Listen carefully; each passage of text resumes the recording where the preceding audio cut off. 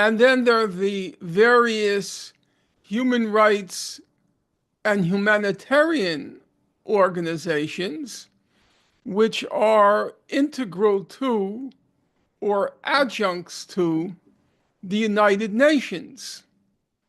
And so, in my opinion, when you look at the sources of the documentation, if I can give one simple example, if you look at the South African application to the International Court of Justice in January 2024, to be precise, I think it was December 29th, 2023, but we'll call it January 2024. That application, it contained literally over 300 footnotes. It was attempting to document, for those of you who might not be familiar with the proceedings, the South African delegation, a South African delegation, went before the International Court of Justice in January 2024.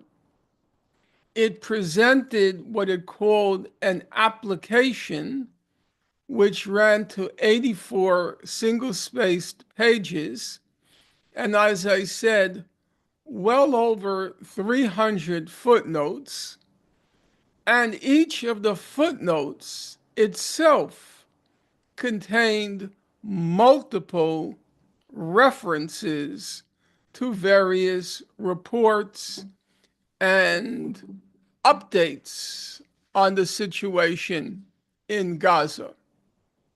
Now, what was very striking in that South African application was that, except for an occasional reference, and I mean occasional, reference to Human Rights Watch or Amnesty International, apart from an occasional reference, the entire documentation adduced by South Africa in its attempt to demonstrate that Israel was carrying out a genocide in Gaza, virtually all its documentation in order to prove that claim that Israel was carrying out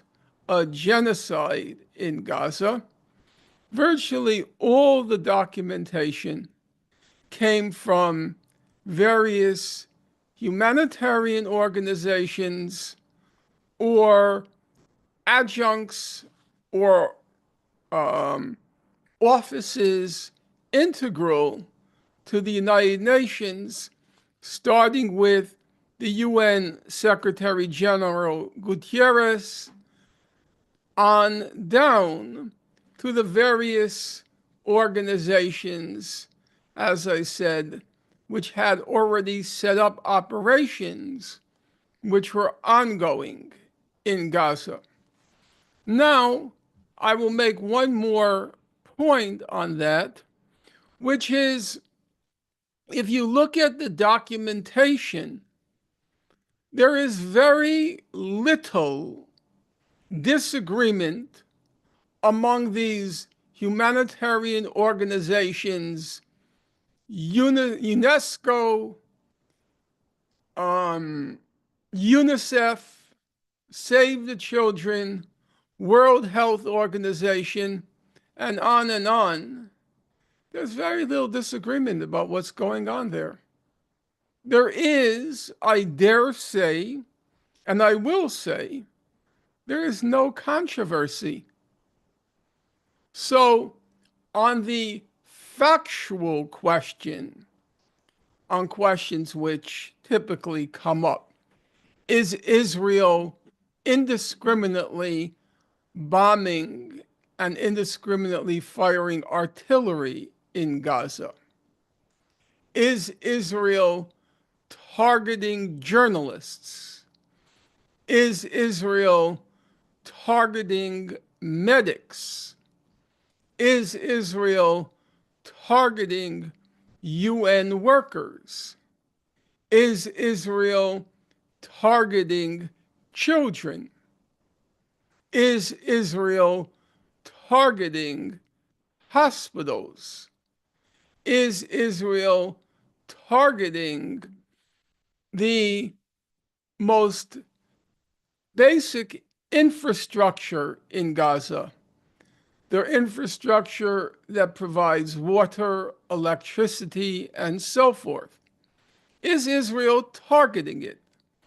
On those questions, which a lot of our mainstream media would have you believe there is controversy, the controversy reduces to this: what Israel alleges versus what virtually, and I'm not even comfortable using the qualifier virtually, I think even that understates the consensus. So I'll say what Israel alleges versus what the entire gamut of respected human rights organizations, including, by the way, many headed by Americans and many headed by people who are of Jewish descent, what all these organizations claim. Now, to my thinking, that is not controversy, because under the normal canons of law, there's a principle called evidence with and versus evidence without interest. That's a very simple concept.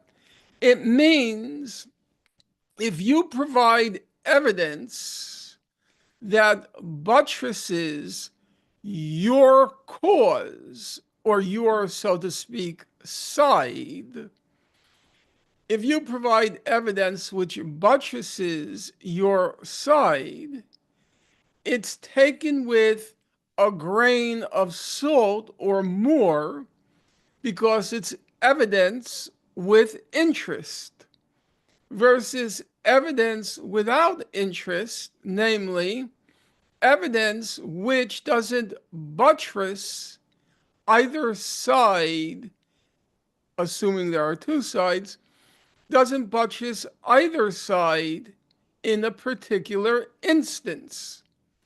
So Israel's quote unquote evidence is evidence with interest, whereas there's no discernible interest by these humanitarian organizations, let alone a collective interest such that you find unanimity across the board.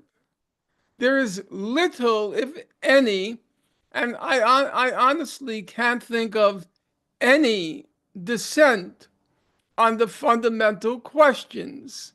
I just referred you to several of them: the targeting of medics, journalists, UN workers, the targeting of children, the targeting of hospitals, or to take another example, the use of starvation as a method of war. There is simply no dissent whatsoever. There is no dissent whatsoever that Israel's using starvation as a method of war, aside again from the dissent articulated by Israel, which doesn't count or not much weight is normally given to attestations or evidence with interest. So, on the factual questions, I would say there is no real controversy about what's been unfolding in Gaza. There are some technical points.